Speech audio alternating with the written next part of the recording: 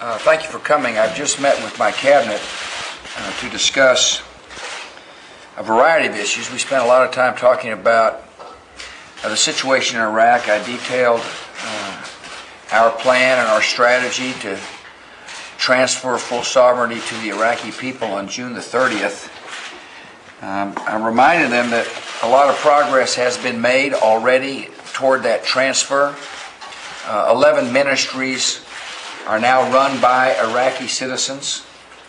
I might add, capably run by Iraqi citizens.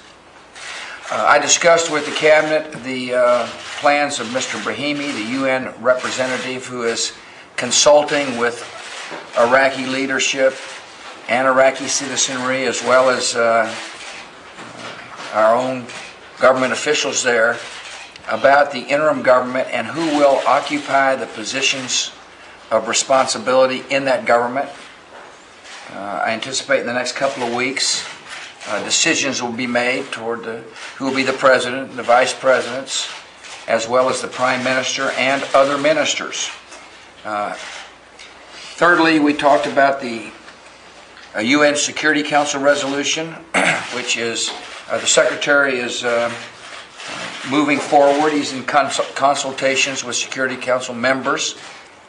A Security Council resolution which will embrace the new interim government and the need to provide security so that free elections will happen as promised to the Iraqi people.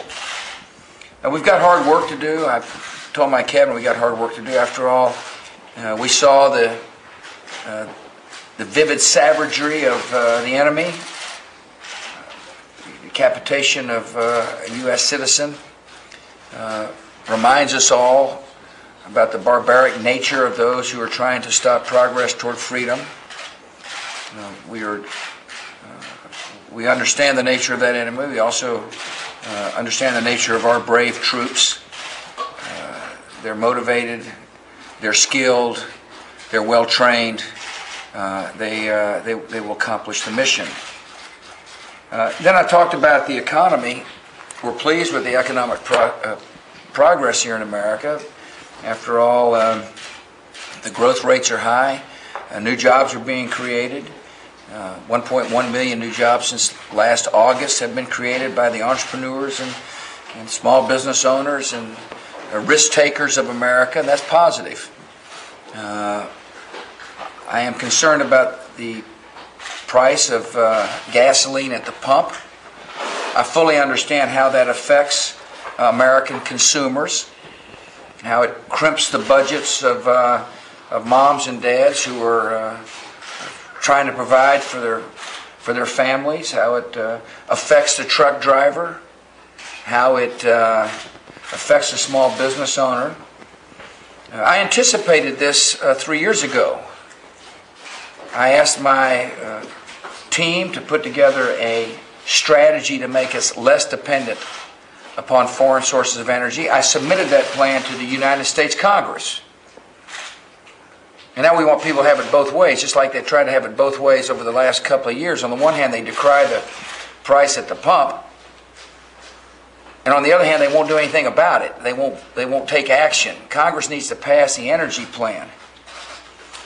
We had a very interesting discussion about capacity. For example, had ANWR been passed, had it not been vetoed in the past, we anticipated an additional 1 million barrels of oil would have been coming out of that part of the world, which would obviously have a positive impact for today's consumers.